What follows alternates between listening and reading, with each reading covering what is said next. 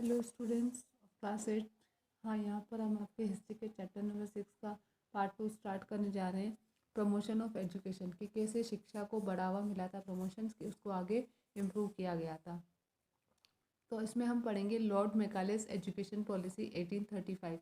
1835 में Lord Macaulay ने एक एजुकेशन पॉलिसी लाई थी, हम उसके बारे में इसमें रीड करेंगे। The English Education Act 1835, a legislative act of the Council of India, gave an effort to a decision in 1835 by Lord William Bentinck, then Governor General of British India, to reallocate funds the East India Company was required by the British Parliament to spend on education and literature in India। कि ये जो English education act था 1835 का, ये एक ऐसा न्यायिक act था इंडिया की काउंसिल का कि जिसने 1835 में लॉर्ड विलियम बेंटिक ने जो एक डिसीज़न लिया था, उसका एक बहुत अच्छा प्रयास था एजुकेशन के प्रति। जो बाद में जो गवर्नर जनरल थे ब्रिटिश इंडिया के, उन्होंने जो इसके लिए जो फंड था उसको रीएलोकेट किया ईस्ट इंडिया कंपनी को देने के लिए, कि जो कि रिक्वायर्ड था। जो ब्रिटिश जो पार्लियामेंट है उसको एजुकेशन और लिटरेचर पर इंडिया में स्पेंड करना था, उसको फिर से रीएलोकेट किया गया था। और ये जो इंग्लिश एजुकेशन एक्ट था, एक तरीके से बहुत अच्छा प्रयास था। They did not support the tradition of Muslim and Hindu education and the publication of literature in their native learned tongues, Sanskrit and Persian. Henceforward, they were to support establishment teaching a Western curriculum with English as the language of instruction। कि उन्होंने जो भारतीय और हिंदू की जो शिक्षा की जो नीति थी, परंपरा थी, उनको उन्होंने सपोर्ट नहीं किया था। और उन्होंने लिटरेचर साहित्य का पब्लिकेशन किया था जो नेटिव की जो राष्ट्र की जो लर्न वाली लैंग्वेज थी संस्कृत और पर्शियन में। और आगे जाकर उन्होंने क्या किया कि जो लैंग्वेज ऑफ इंस्ट्रक्शन है वो इंग्लिश बनाने के लिए वेस्टर्न करिकुलम को अपने सिखाने के लिए उन्होंने सपोर्ट किया था। Together with other measures promoting English as the language of administration and the higher law courts, this replacing Persian, this led eventually to English becoming one of the languages of India rather than simply the native tongue of its foreign rulers। कि ऐसे उपाय करने के साथ ही साथ उन्होंने क्या किया था, इंग्लिश को उन्होंने प्रमोट किया था, इंग्लिश को बढ़ावा दिया था कि वो एडमिनिस्ट्रेशन में प्रशासनिक जो भाषा है उसमें भी इंग्लिश का रूल यूज़ किया जाए। और जो हायर जो लो कोर्ट थे उसमें पर्शियन की जगह इंग्लिश का यूज़ किया जाए। इसकी वजह से क्या हुआ, इंग्लिश जो है एक इंडिया की एक लैंग्वेज बन गई थी, और जो सिंपली फॉरेन रूलर्स की लैंग्वेज थी, ना कि हमारे यहाँ की, लेकिन फिर भी इंग्लिश हमारे यहाँ की ऑफिशियल लैंग्वेज बन गई। In discussion leading up to the act, Thomas Babington Macaulay produced his famous memorandum on education, which was scathing on the inferiority, as he saw it,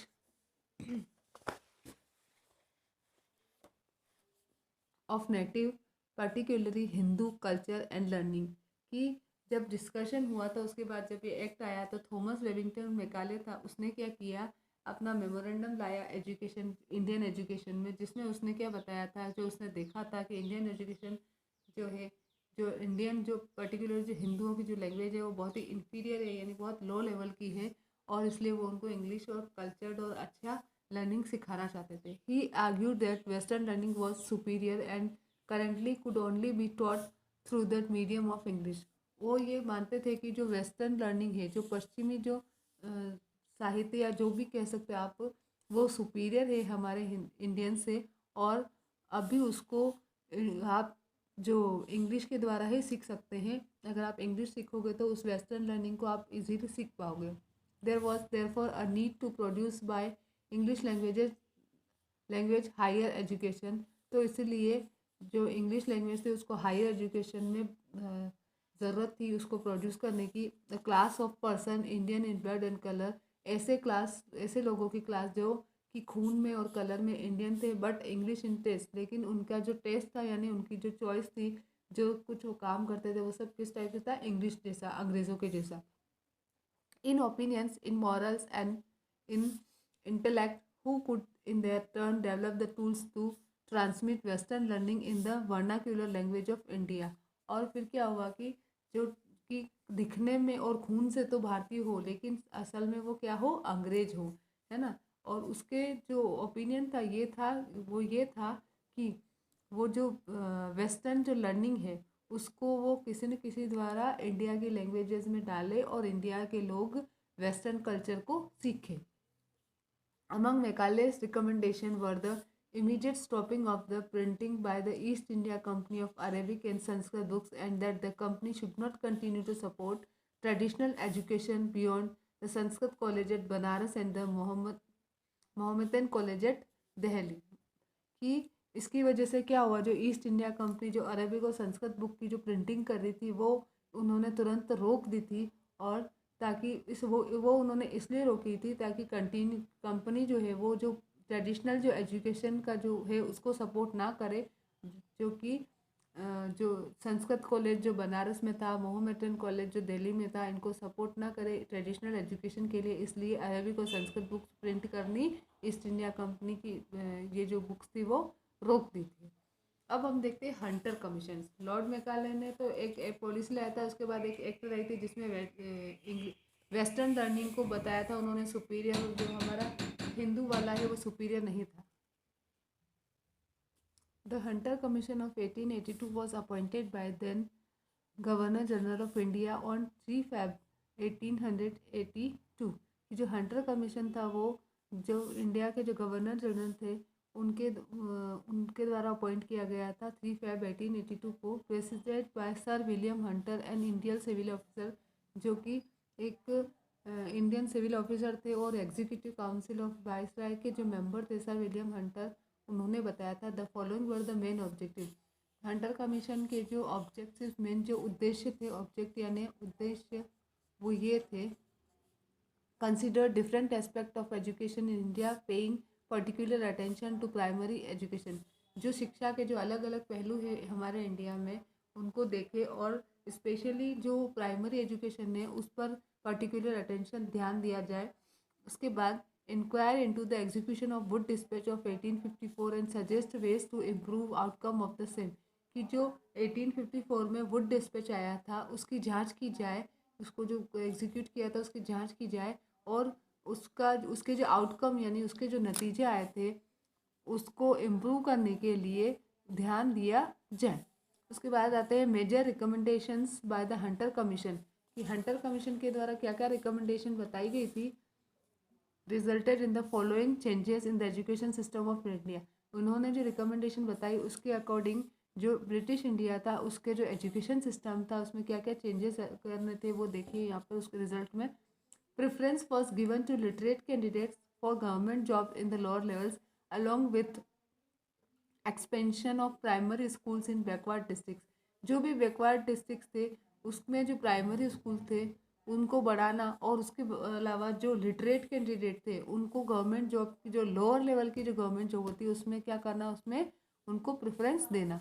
उसके बाद उनका था district and municipal boards were interested with the management of primary education under the local self government act. Local self government act के अंदर में जो district और municipal board थे उनका मैनेजमेंट, प्राइमरी एजुकेशन का मैनेजमेंट इन लोकल सेल्फ गवर्नमेंट एक्ट के अंदर इन बोर्ड के नीचे ले लिया गया था अंडर में। The funds were separated for rural and urban areas to avoid fund and marked for rural school being misappropriated by urban school. कि जो फंड जो था इन प्राइमरी एजुकेशन जो रूरल एरिया वाले स्कूल और जो urban area वाले थे उनके लिए क्या किया गया था, अलग अलग कर दिया गया था, सेपरेटली कर दिया गया था, है ना, ताकि जो अर्बन स्कूल है वो रूरल स्कूल का जो अप्रोप्रिएट अमाउंट है वो ना ले सकें। Secondary schools were to be established by private parties with funds provided by the government. Secondary school जो थे वो प्राइवेट पार्टीज एस्टेब्लिश करती थी जिसके लिए फंड जो था वो गवर्नमेंट के द्वारा दिया जाता था। Model schools fully run by government were to be opened in each district to guide such private schools। और ऐसे कुछ प्राइवेट स्कूल्स थे उनको गाइड करने के लिए हर एक जो डिस्ट्रिक्ट था उसमें गवर्नमेंट ने मॉडल स्कूल्स भी चलाए हुए थे। Secondary school curriculum was also revised with academic and vocational courses diversified into different branches. Secondary school का जो करिकुलम था उसमें एकेडमिक भी थे, वोकेशनल कोर्सेज भी थे और उसके अलावा उसकी अलग अलग ब्रांचेज में भी उसको डाइवर्स किया हुआ था। फिर missionary schools were discourage and Indian participation in the private school system was solicited by the Rajasthan Raj कि राज्य के द्वारा जो मिशनरी स्कूल्स थे उनको डिस्करेज किया गया, जो और ऐसे प्राइवेट स्कूल जिसमें इंडियन पार्टिसिपेशन था उनको बढ़ावा दिया गया। Special care was suppose to be taken in advancing the education of girls and women. औरतों और लड़कियों की शिक्षा के प्रति ज़्यादा ध्यान दिया गया। दो most of these changes was positive, इसमें जो सारे जो चेंजेस थे ज़्यादातर क्या थे, पॉजिटिव थे। These changes were only limited to the schools following the system laid down by British Indian government.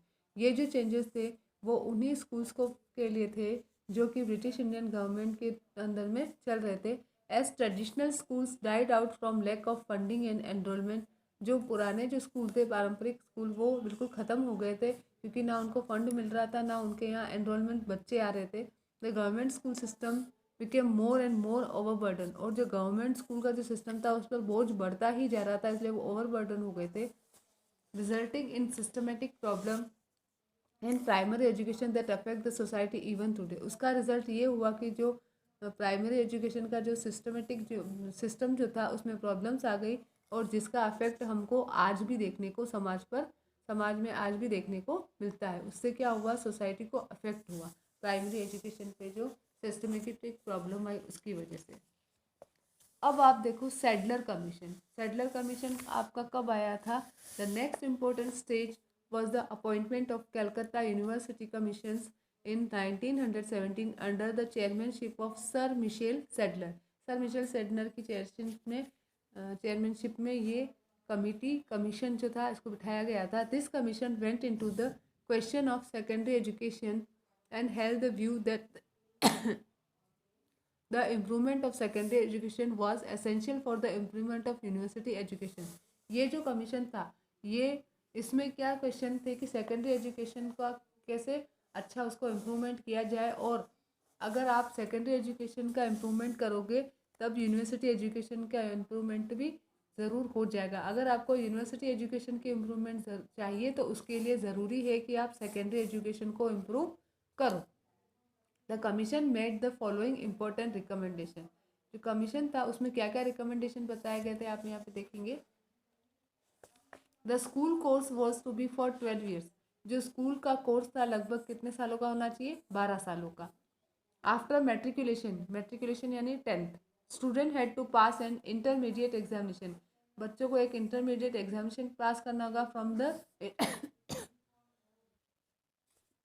which would provide instruction in arts, science, medicine, engineering and teaching etc। कि जो intermediate college होगा उससे intermediate examination pass करना होगा जिसमें कि आप arts ले सकते हो, साइंस, मेडिसिन या इंजीनियरिंग या टीचिंग किसी भी फील्ड में जाने के लिए आपको इंस्ट्रक्शंस मिलते हैं कि आप वहाँ पर ये एग्ज़ाम पास करके उस फील्ड में जा सकते हो। These colleges were to be run as independent institution और to be attach to selected high schools. ये जो कॉलेजेस थे वो या तो अपनी खुद की उनकी इंडिपेंडेंट संस्था थी या फिर वो किसी जो अच्छे सेलेक्टेड हाई स्कूल्स थे उनसे जुड़े हुए थे।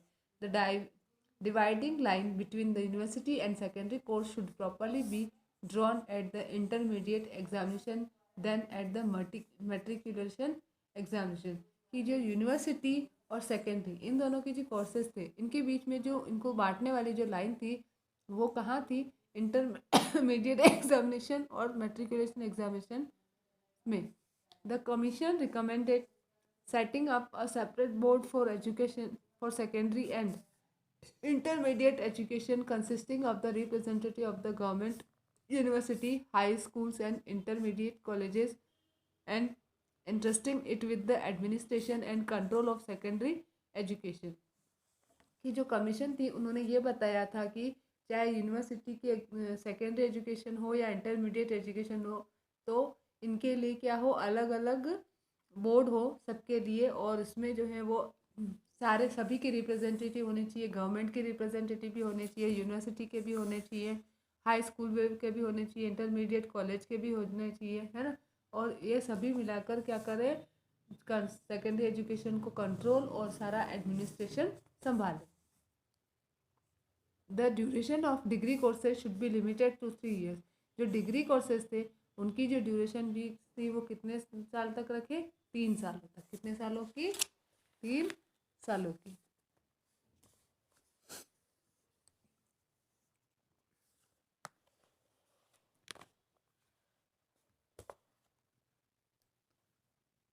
Honours courses should be distinct from the regular pass courses. Honours courses जो हैं वो रेगुलर पास कोर्सेज से अलग थे। Autonomous institution were to be given more encourage, और जो अपनी खुद की अपने आप में जो इंस्टीट्यूशन थी उनको ज़्यादा बढ़ावा दिया जाए। Centralise residential teaching universities were to be encourage. जो केंद्रीय लेवल की जो रेजिडेंशियल टीचिंग यूनिवर्सिटीज़ थी उनको इनकरेज किया जाए।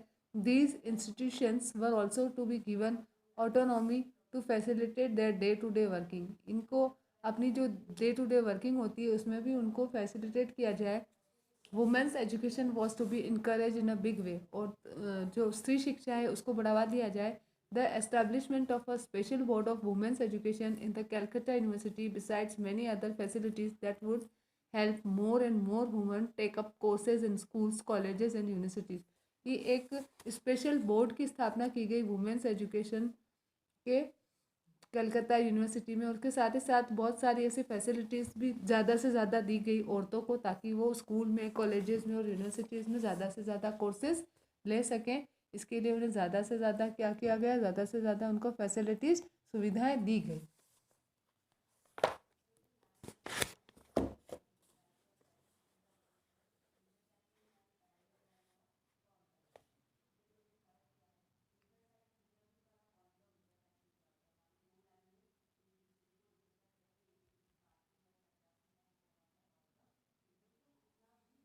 Provisions of facilities were to be made for training teachers and setting up the Department of Education at the University of Calcutta and Dhaka. Calcutta और धक्का की जो यूनिवर्सिटी थी वहाँ पर एजुकेशन का डिपार्टमेंट सेट किया गया, और जो ट्रेनिंग टीचर्स थे उनके लिए फैसिलिटीज़ के नियम भी बनाए गए कि उनको क्या क्या सुविधाएं दी जानी चाहिए।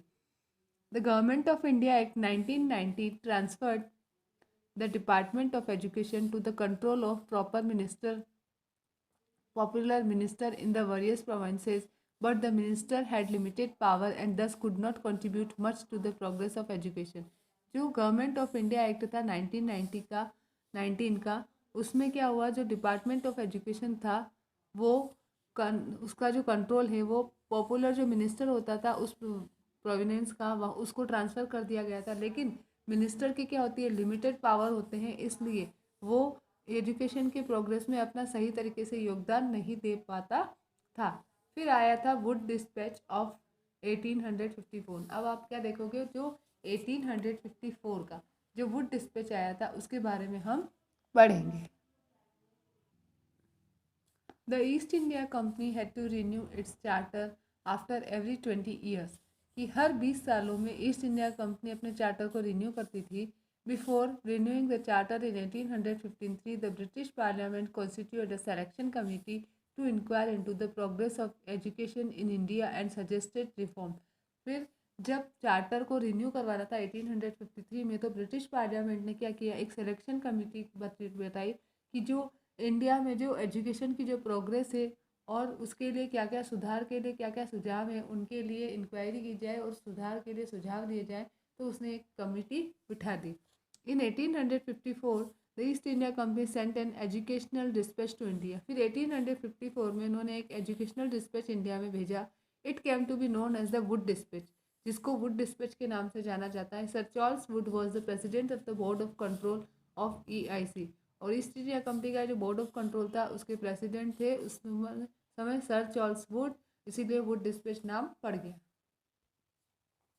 Sir Charles Wood, the president of the Board of Control, had an important effect on spreading English learning and female education in India when in 1854 he sent a dispatch to Lord Dalhousie, the then Governor General of India. उस समय के जो governor general थे वो थे Lord Dalhousie. तो sir Charles Wood जो कि बोर्ड ऑफ कंट्रोल के प्रेसिडेंट थे, उन्होंने इंग्लिश जो लैंग्वेज है उसको स्प्रेड करने के लिए, यानी उसको फैलाने के लिए इम्पोर्टेंट इफेक्ट उनका पड़ा था। और उन्होंने जो फीमेल एजुकेशन है उसको भी उन्होंने इनकरेज किया था। जब इंडिया में जो ये डिस्पैच भेजा गया था 1854 में, तो उन्होंने क्या किया था, इंग्लिश को बढ़ावा दिया था और फीमेल एजुकेशन को बढ़ावा दिया था। उनके फेवर की बातें इस डिस्पैच में की गई थी। Would suggested that primary school must adopt vernacular languages, high school must adopt Anglo vernacular languages, and on college level English should be the medium of instruction for education. Wood dispatch में would ने यह suggest किया था जो कि primary जो schools हैं वो अपनी वहाँ की लैंग्वेज को एक्सेप्ट करे, जो हाई स्कूल से वो एंग्लो वर्नाक्यूलर लैंग्वेज ले, और जो कॉलेज लेवल पर इंग्लिश को ही इंस्ट्रक्शन के लिए, एजुकेशन के लिए जो इंस्ट्रक्शन है उसका मीडियम के लिए इंग्लिश को ही प्रेफर करना चाहिए, इंग्लिश को ही लेना चाहिए। वोकेशनल एंड वुमेंस एजुकेशन पर ऑल्सो स्ट्रेस अपॉन, कि जो वोकेशनल कोर्सेज होते हैं और जो स्त्री शिक्षा है उस पर भी स्ट्रेस अपॉन यानी कि जोर दिया गया था। One of the most favourable steps taken by EIC was to create an English class among Indian people to be use as work force in company's administration. और जो इनमें से एक फेवरेबल जो स्टेप्स था EIC के द्वारा जो लिया गया था वो ये था कि एक ऐसा इंग्लिश क्लास बनाना इंडियन लोगों के बीच में जो कि कंपनी के एडमिनिस्ट्रेशन के लिए काम करने के लिए यूज़ में आए। The British had done their best development endeavour during this phase as it was the final phase where the British brought social reforms. जो ब्रिटिश अंग्रेज जो थे उन्होंने इसमें अपना बेस्ट दिया था अपना डेवलपमेंट के लिए, क्योंकि ये जो फेज़ था वो ब्रिटिश का जो सोशल रिफॉर्म, जो सामाजिक सुधार लेकर आए थे, वो फाइनल फेज़ था। After this period their policies tended to become reactionary. इसके बाद उनकी जो पॉलिसी, जो नीतियाँ थी वो बिल्कुल रिएक्शनरी बन गई थी। Wood dispatch is called the Magna carta of English education India. Wood dispatch को क्या कहा जाता है? मैग्ना कार्टा कहा जाता है इंग्लिश एजुकेशन का। It came in July 1854 when Sir Charles Wood was the president of Board of Control of EIC। ये तब आया था जब sir Charles Wood board of control EIC के प्रेसिडेंट थे।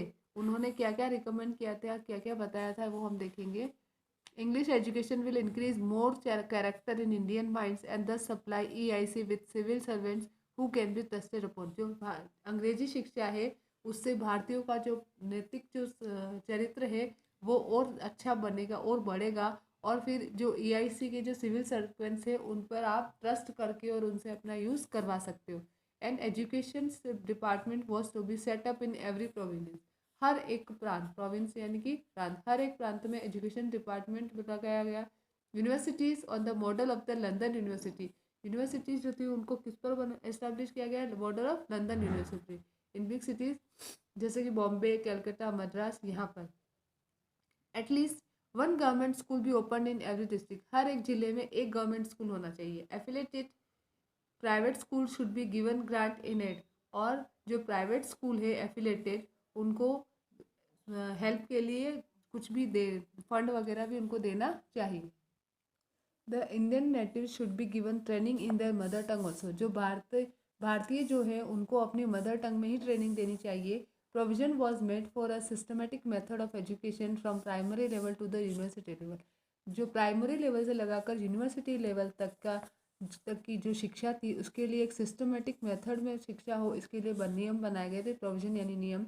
The government should always support education for women. हमेशा स्त्री शिक्षा को सरकार बढ़ावा देगी और देना चाहिए। The medium of instruction at the primary level was to be vernacular while at the higher level it would be English. जो इंस्ट्रक्शन का जो मीडियम हो वो प्राइमरी लेवल पर वर्नाक्यूलर यानी कि क्षेत्रीय हो और हाई लेवल पर वो इंग्लिश में हो। After Wood dispatch several measure were taken by the East India Company. Wood dispatch के बाद में कुछ उपाय, मेजर यानी कि उपाय, ईस्ट इंडिया कंपनी ने अपनाए थे। क्या? setting up new institution like University of Calcutta, the University of Bombay and University of Madras in 1857, as well as the University of Punjab in 1882 and the University of Allahabad in 1887. Promotion of English education। नई नई जो institution है ऐसी university को बढ़ावा दिया गया, जैसे Calcutta university, Bombay university, Madras university, ये सब 1857 में लगाई गई थी। और पंजाब यूनिवर्सिटी 1882 में और इलाहाबाद यूनिवर्सिटी 1887 में इस्टेब्लिश की गई थी। और उसके बाद अंग्रेजी शिक्षा को प्रमोट किया गया था, यानी अंग्रेजी शिक्षा को बढ़ावा दिया गया। यहाँ पर आपका पार्ट 2 ओवर होता है। इसके आगे का हम नेक्स्ट वीडियो में पढ़ेंगे।